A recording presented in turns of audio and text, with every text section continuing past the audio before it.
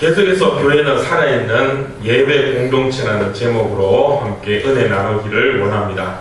지난주에 이 교회의 핵심은 예배임을 말씀드렸습니다. 하나님을 하나님 되게 하는 그런 인간의 행위가 바로 예배인 것입니다. 우리는 그 예배를 통해서 하나님을 만날 수 있고 또 하나님을 우리의 왕으로 높여드릴 수 있습니다. 오직 예배만이 우리가 하나님을 만날 수 있는 그런 유일한 길이 될 수밖에 없다는 것이죠. 그래서 우리의 모든 신앙은 예배로 시작해서 예배로 끝나면 우리의 모든 것이 다 예배가 되어야 한다는 것입니다. 예배의 삶이 되어야 한다는 것입니다. 그 예배를 위해서 하나님이 또 교회를 세우셨음을 우리는 분명히 명심해야 할 것입니다. 그런데 문제는 이 예배를 드리는데 이 예배를 나 혼자 드릴 수는 없다는 것입니다. 나 홀로 드리는 예배는 있을 수 없다는 거죠. 나 혼자 예배 드리는다. 그건 어쩌면 잘못된 예배의 모습이라 할 수 있을 것입니다. 그 근거를 성경에서 우리가 찾아볼 수 있을 것입니다. 하나님께서 처음 주의 백성들을 부르실 때 한 사람만을 위해서 부르시지는 않으셨습니다.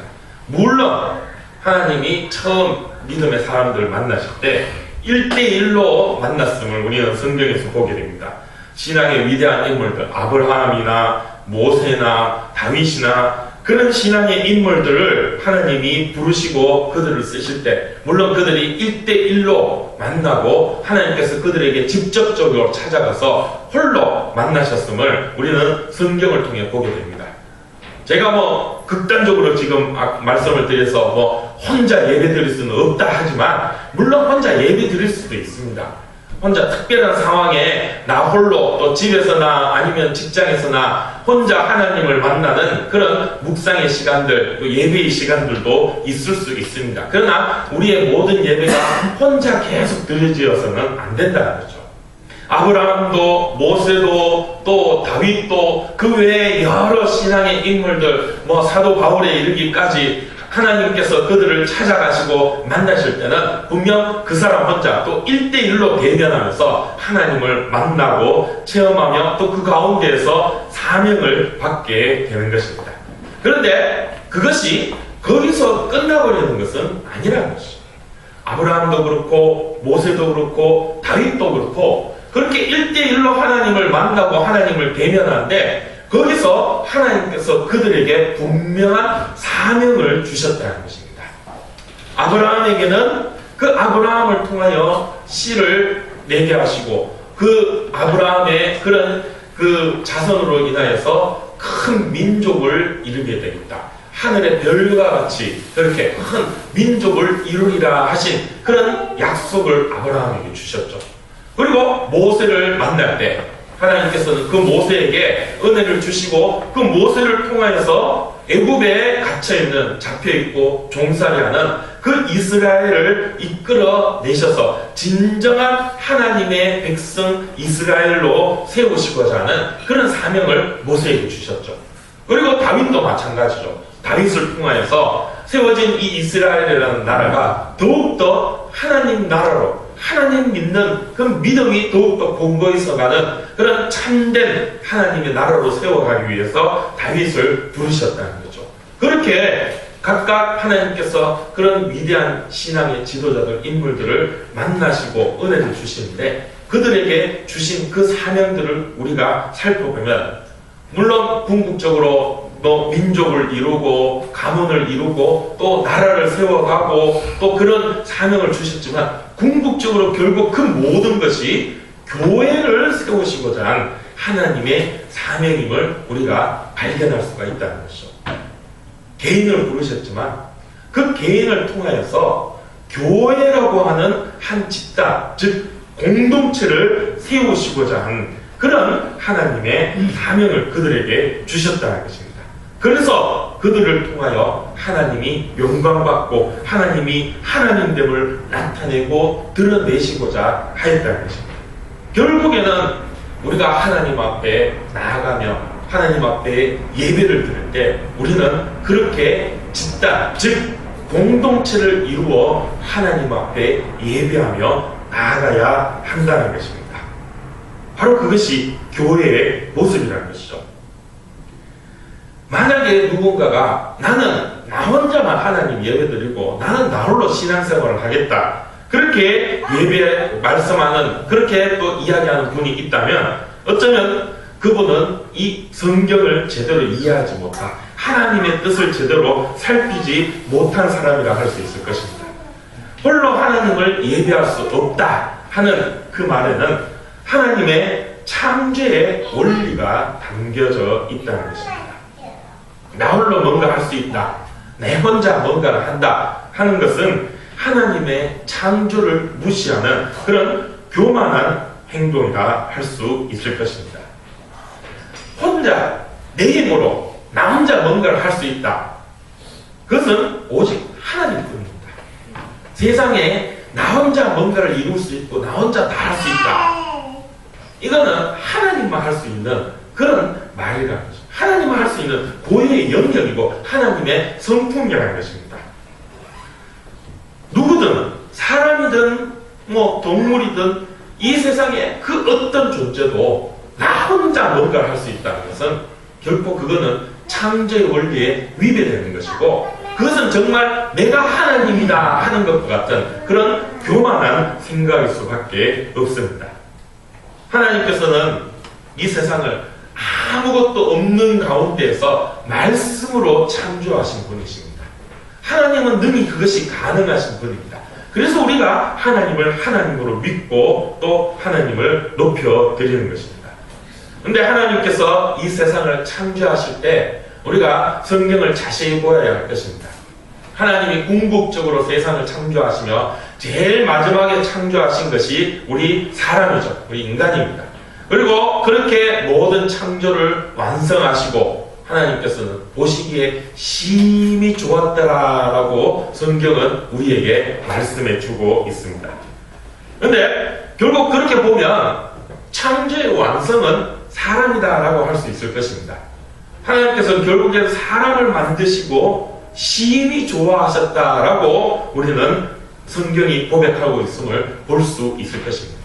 그런데 중요한 것은요, 하나님이 사람만 만들어 놓고 정말 좋다, 정말 기쁘다, 정말 내가 정말 아름답게 만들었다, 그렇게 고백하시지는 않으셨다는 것입니다. 물론 궁극적으로 하나님이 사람을 창조하시기를 기뻐하셨지만 사람만 덜렁 그렇게 만들어 놓으시지는 않으셨다는 거죠. 창조는 6일째 사람만 그것이 중요한 게 아니라 1일부터 6일까지 모든 과정이 다 중요합니다. 궁극적으로 하나님께서 이 세상을 창조하셨을 때 결국에는 이 세상 모든 것이 사람을 위해서 창조하셨다고 할 수도 있을 것입니다. 그렇지만 그렇다고 해서 사람이 홀로 존재할 수는 없다는 거죠.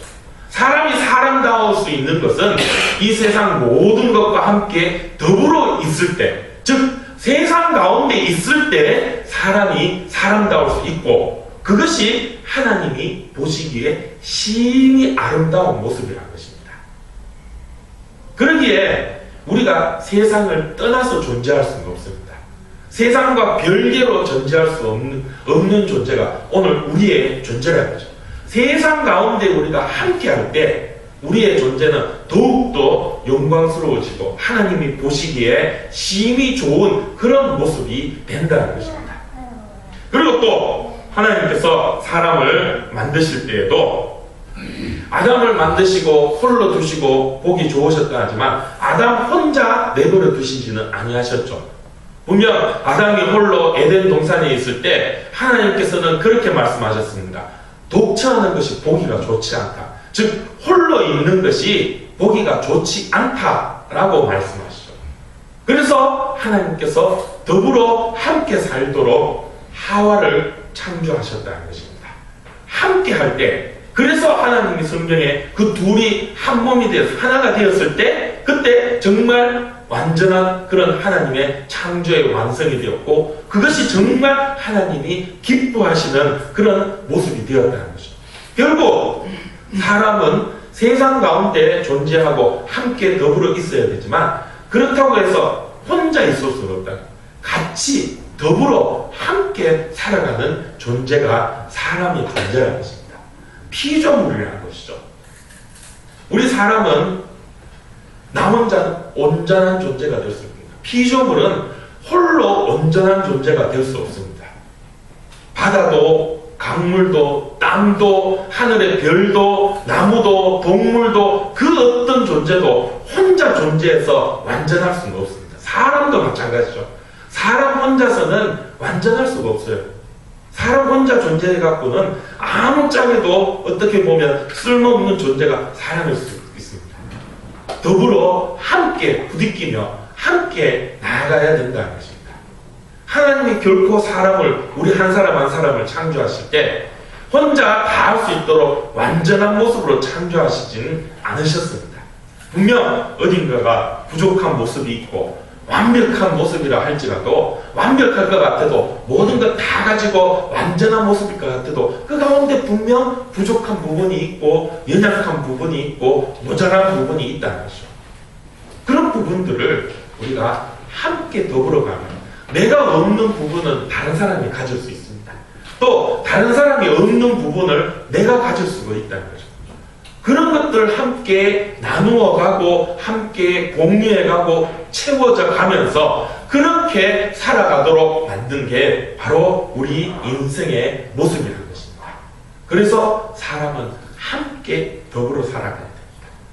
세상에 살아가는 모습도 마찬가지지만 우리가 신앙생활을 하면도 마찬가지라는 것입니다. 왜 하나님께서 이 땅에 교회를 세우셨냐?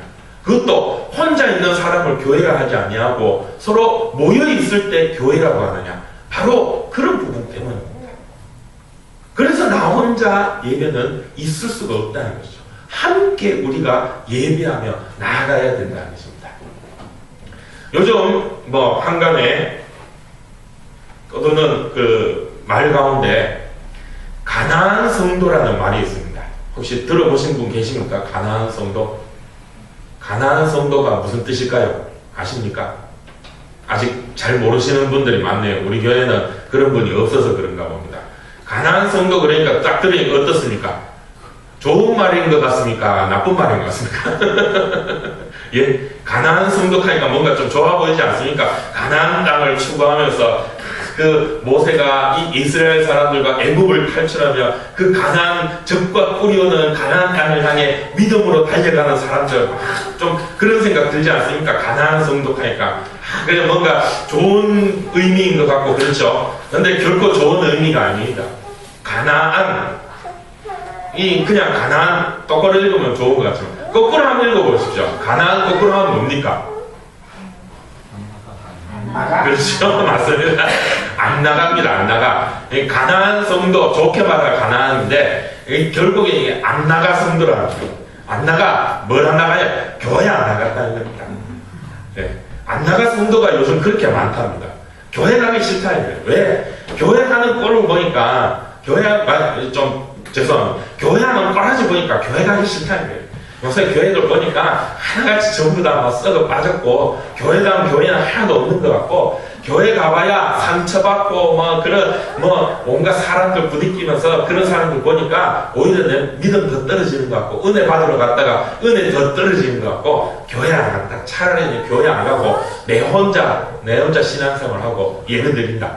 요즘 기독교 방송 TV 틀어놓으면 대한민국 아니 전 세계에 내놓으라는 목사님들 설교 방송들 예배 방송들 쫙 하지 않습니까? 그거 딱 집에서 그거 틀어놓고 그거 보면서 좋은 목사님 말씀 딱 듣고 은혜 받고 그렇게 해갖고 헌금도 굳이 꼭 교회 가서 드려야 헌금이냐? 요즘 또 워낙 이 시대가 좋으니까 이 자동 이체로 그냥 내가 헌금해야 될 거 교인의 의무 헌금 또 그렇게 자동 이체로 헌금할까 하고 또 봉사 이런 것도 꼭 교회 가면 봉사도 대도 안 하는 인간들이 지잘났다고 니는 뭔데 하고 앞장서가 이래라 저래라 하고 그런 거 보기 싫다. 내 하고 싶은 데 가가 요즘 또 이 봉사활동하는 봉사단체들 얼마나 많습니까? 그런 데 가가 봉사하고 그걸 착한 일하고 좋은 일하고 그렇게 신앙생활 그게 그렇게 나는 하려다. 괜히 교회 가가 이런 사람 저런 사람 부딪히면서 그래가 상처받고 하는 거 그거 싫다. 이런 성도들이 많대. 그런 성도가 가난한 성도, 바꿔 말하면 안 나가 성도라는 겁니다. 뭐 어떻게 보면은 참 안타까운 모습이고, 뭐 어떻게 보면 그것도 참 어떻게 일면으로 좋은 것 같다. 뭐 그렇게 하면 뭐 자기 스스로 뭐 신앙생활 잘하고 뭐 그런 생각이 들지도 모르겠습니다.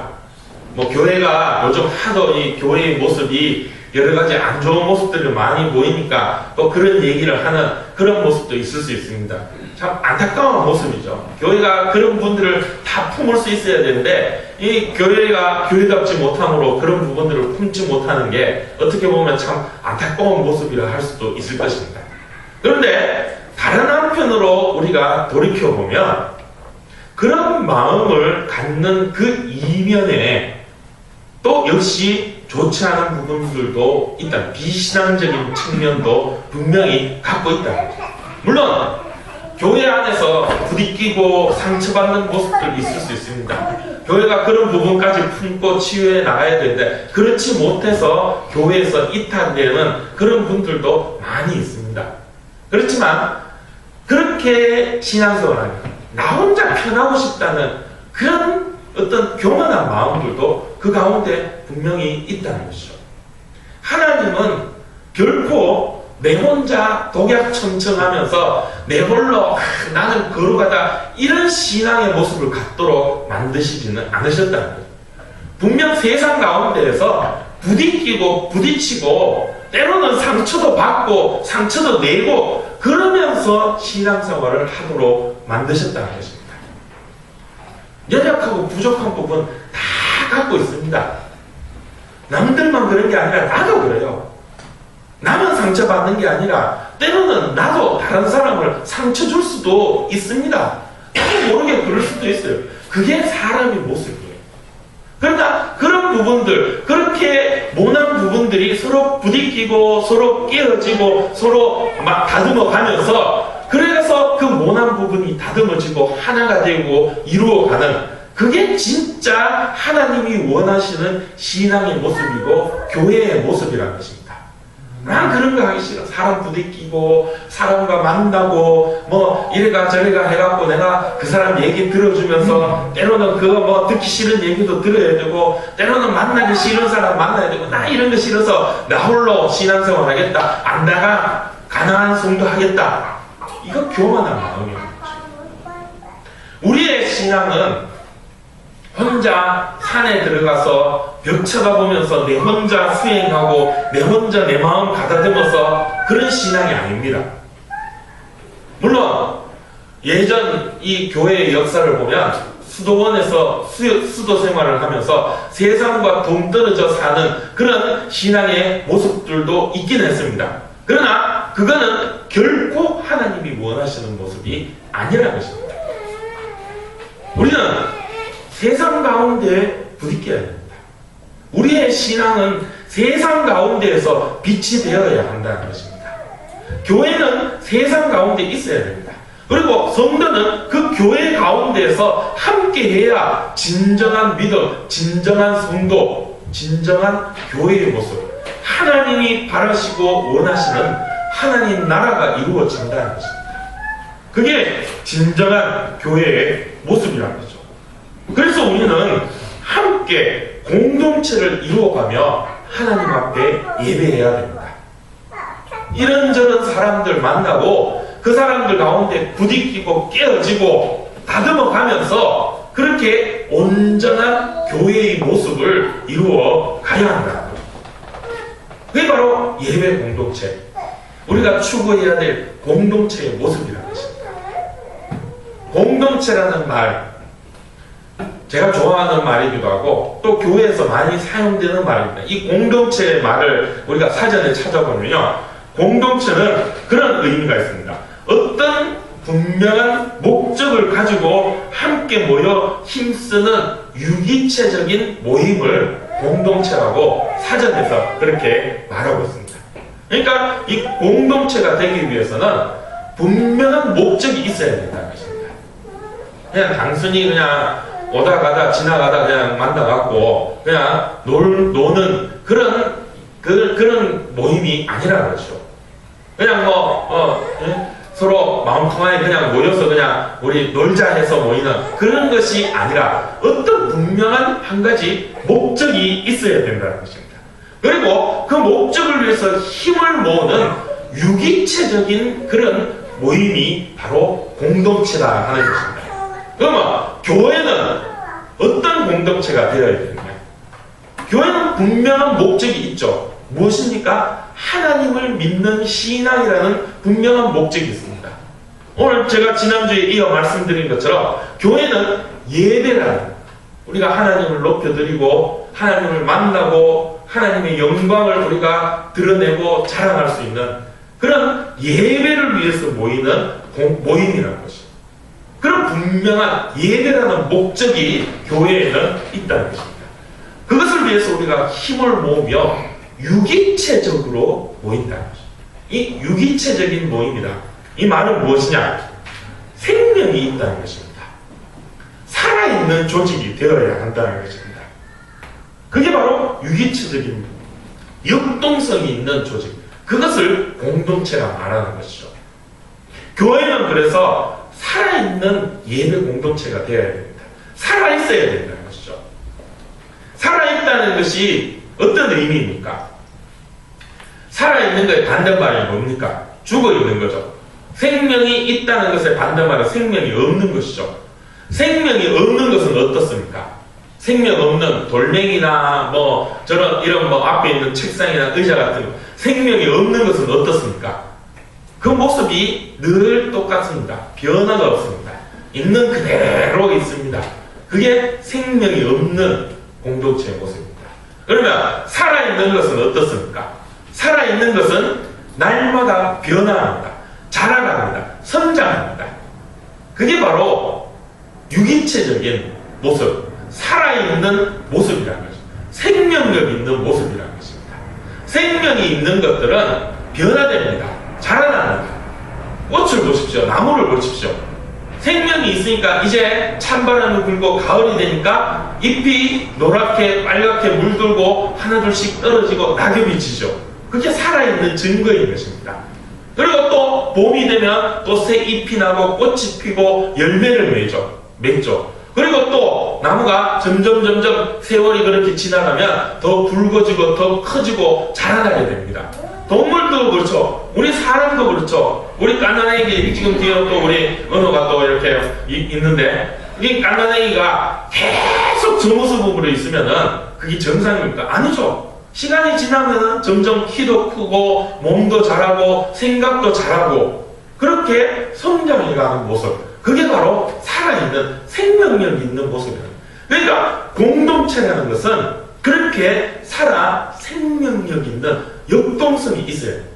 자라는 성장하는 모습이 있어야 된다는 거죠. 교회는 그렇게 살아있는 예배의 공동체라는 것입니다. 그래서 성장하는 모습이 있어야 됩니다. 점점 자라나는 모습이 있어야 돼요. 변하는 모습이 있어야 된다는 것입니다. 그게 진정한 교회의 모습이죠. 나 자신, 내 스스로도 변화된 모습이 있어야 그게 살아있는 성도의 모습입니다. 그리고 나 혼자만 변화되고 성장되는 것이 아니라 우리가 함께 더불어 성장되고 변화된 모습이 있어야 된다는 거죠. 10년 전이나 지금이나 똑같은 모습으로 똑같은 신앙생활을 한다면 그거는 살아있는 신앙생활이 아니라는 것입니다. 똑같이 변화되지 않은 모습, 늘 한결같은 모습, 우리가 뭐 한결같은 것을 좋다고 하죠. 물론 그게 좋은 것일 수 있지만 그러나 그게 결코 살아있는 신앙의 모습일 수는 없다는 것이죠. 고여있는 물은 썩을 수밖에 없습니다. 물은 늘 흘러 넘쳐야 됩니다. 생명이 있는 물은 늘 흐르는 물입니다. 날마다 샘물이 공급되는, 날마다 그 새로운 샘물이 퐁퐁퐁퐁 쏟아나는, 그것이 정말 살아있는 샘이 되고 살아있는 물이 된다. 교회는 오늘 그런 모습이 있어야 된다는 거죠. 날마다 새로운 은혜가 넘쳐나야 된다는 거죠. 이 예배의 시간 가운데 우리가 날마다 새로운 은혜를 체험하기 위해서 우리가 늘 애쓰고 힘쓰는 모습이 있어야 된다는 것입니다. 오늘 피곤해서 눈 감은 분들이 좀 있는데 눈 뜨세요. 예. 그냥 내 몸이 가는 대로 따라가면 안 돼요. 피곤해도 눈 뜨고 애써야 됩니다. 내 마음속에 하나님의 은혜의 샘물이 솟아나도록 우리가 애쓰고 힘써야 됩니다. 안 그러면 무너지게 돼요. 그게 생명력이 있는 모습입니다. 가만히 있으면 허물어지고 무너지게 됩니다. 점점 쌓기를 애쓰고 점점 자라기를 애쓰고 힘쓰는 모습이 있어야 되는 거죠.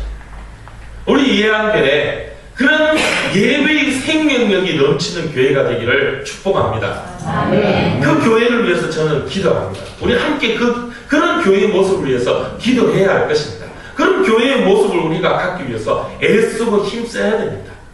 은혜가 날마다 넘쳐나야 돼요. 내 마음속에 또 이 자리, 이 예배 자리가 그런 은혜가 흘러 넘쳐서 세상 가운데 그 은혜를 나누고 증거하고 자랑하고 막 그래서 그 생명의 영향력이 세상 가운데 저 땅끝까지 펼쳐나가고 뻗어나가는 그런 모습이 우리 가운데 있어야 한다는 것입니다. 그게 바로 살아있는 예배의 공동체인 것입니다. 예배가 은혜가 넘쳐야 되죠. 오늘 이 자리가 주일날 우리가 드리는 이 예배 시간이 정말 은혜 넘치는 시간이 되어야 됩니다.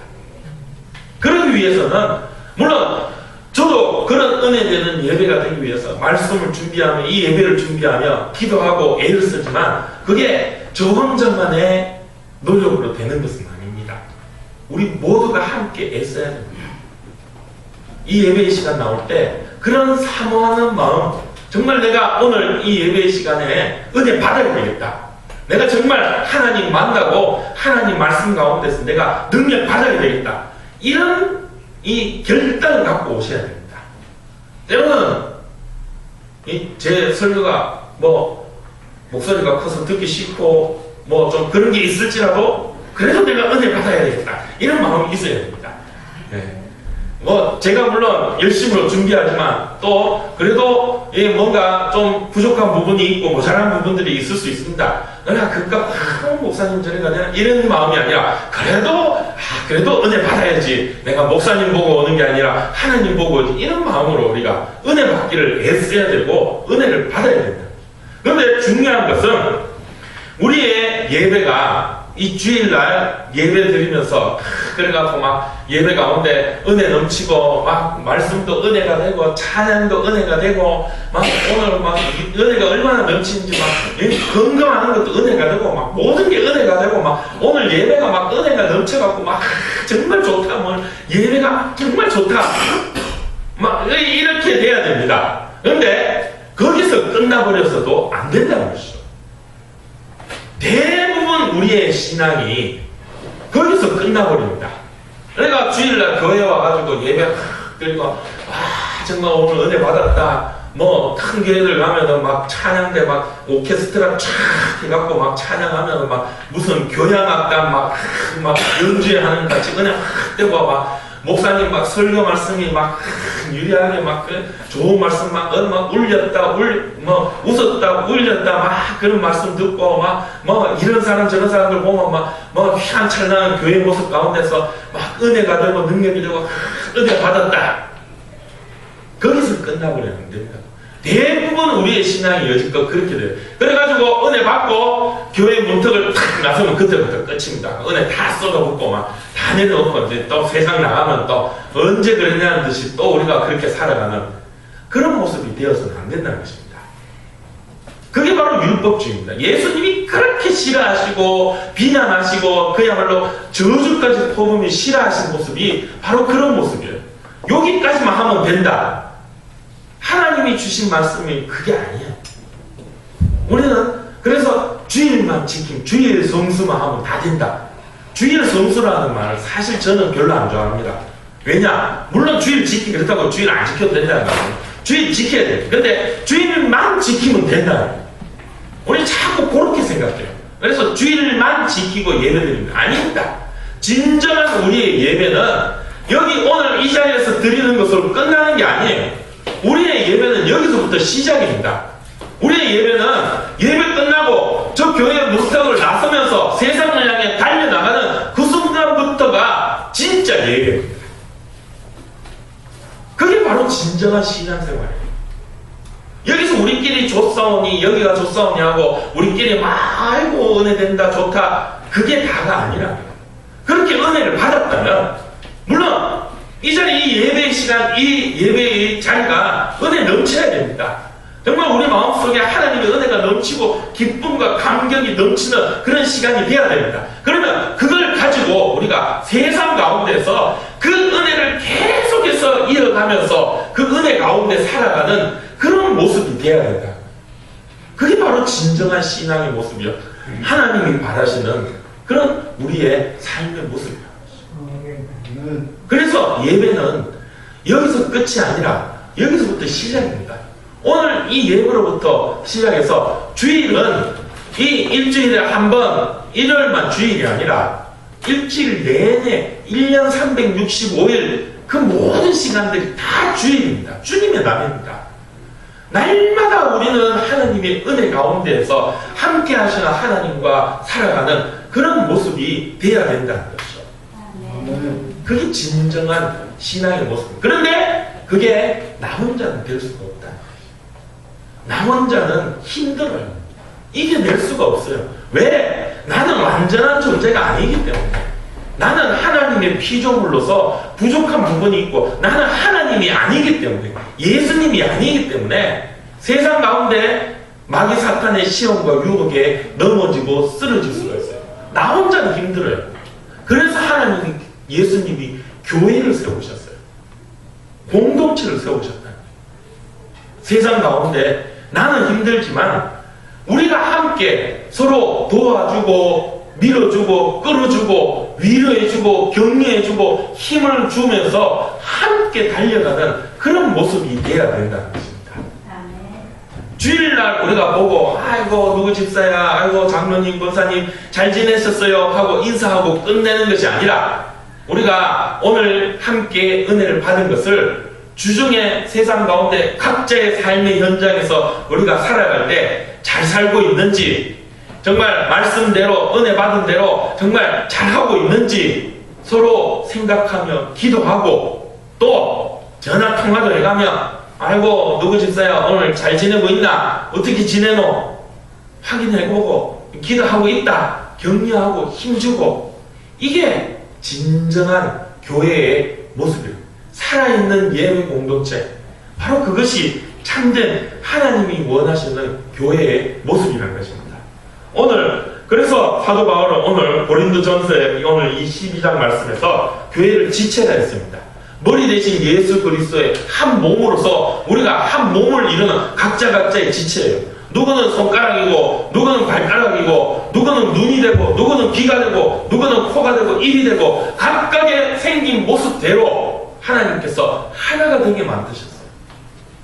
누구 보고 코가 귀 보고 니는 왜 그래 생겼노? 니는 왜 생긴 게 그래? 나는 냄새 일이 잘 맡는데 니는 냄새도 못 갖고 맨날 소리만 듣고 그래 앉아가 되겠나? 이래가 안 된다는 거죠. 입이 코 보고 니는 냄새만 맡고 하는 게 뭐 있노? 하면서 나는 봐라 맛있는 음식 먹고 하는데 니 그래가 되나? 이래갖고 안 된다는 거죠. 분명 우리의 모습은 각 다 다릅니다. 때로는 그게 내 마음에 들기도 하고 내 마음이 안 들기도 합니다. 내 마음 들다고 해서 그 사람이 온전한 모습이요. 내 마음 안 든다고 해서 그게 틀렸다. 아닙니다. 다 똑같은 모습이에요. 내가 그렇게 생각하면 상대방도 나를 볼 때 그렇게 생각합니다. 하나님이 만드신 피조물입니다. 나쁜 거 보기 시작하면 한없이 나쁘죠. 한없이 밉죠. 한없이 싫죠. 근데 그 가운데도 분명 좋은 모습이 있습니다. 그것을 자꾸 찾아가고 또 그것을 생각하고 격려하고 위로하고 내가 그래서 니 때문에 산다. 니 보니 내 정말 즐겁다. 오늘도 믿음으로 승리하자. 격려하고 위해주는 그런 모습. 그게 지체의 모습이라는 것입니다. 저는 그래서 이 지체라는 말도 좋지만은 또 거기에서 우리는 가족이라는 말을 저는 사용하기 기뻐합니다. 그래서 늘 제가 예양의 가족들 뭐 이렇게 얘기를 하는데 이 가족이라는 거죠. 한 가족이라는 한 식구. 이 가족은 어떻습니까?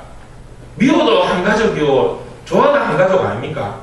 여러분 우리 식구들 뭐 가족들 만나면 어떻습니까? 우리 뭐 형제들 자매들 뭐 좋은 형제들, 좋은 자매도 있지만 보기 싫은 형제들도 있죠. 사실 뭐 그렇지 않습니까? 그렇다고 얘가 안 보고 지낼 수 있습니까?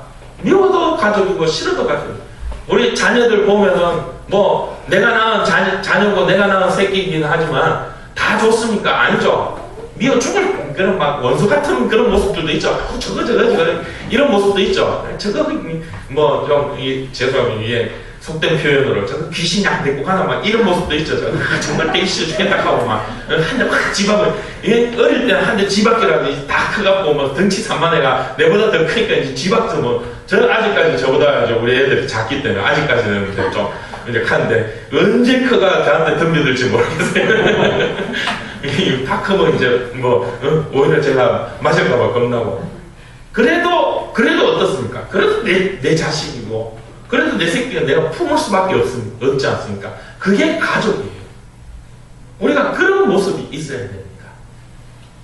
우리 모두가 그런 마음으로 함께 기도하고 하나 된 모습이 있어야 됩니다. 저를 가족으로 생각하시고 저도 여러분들을 가족으로 생각해서 아주 사소한 부분, 작은 부분까지 가족들은 감춘 게 없지 않습니까? 뭐 가족들은 잠자면 침 흘리는 모습도 코 고는 모습도 다 보는 게 가족 아닙니까? 우리가 그런 모습이 있어야 된다는 거죠. 언제든지 뭐 어떤 일이 있든지 사소한 부분까지도 함께 나눌 수 있는 그런 가족 같은 예배 공동체 우리 예한교회가 되기를 원합니다. 그래서 제가 기도 요청 카드를 만든 이유도 그런 이유에서 있습니다. 아주 사소한 부분까지도 함께 기도할 수 있고 나눌 수 있는 차마 이 얼굴 맞대고 얘기하지 못할 그런 부분들 적어서 주시면은 제가 또 그걸 품고 기도하고 함께 나눌 수가 있다는 거죠. 뭐 실예로 예전에 제가 부목사를 했을 때 그런 분이 있었어요. 할머니 한 분인데 교회 나오신 지 얼마 안 되셨는데 연세가 있고 하니까 약간 치매기가 있으세요. 이분이 이제 뭐 어디 다니시지 못하고 늘 이제 집에만 누워 계시고 몸이 불편해서 거동이 잘 못하시고 하니까 이게 이제 나이 드시고 하니까 소화가 잘 안 돼요. 그리고 화장실을 잘 못 갑니다. 이게 이제 죄송스러운 말씀이 이 변을 잘 못 보시고 그러니까 늘 속이 불편하신 거예요.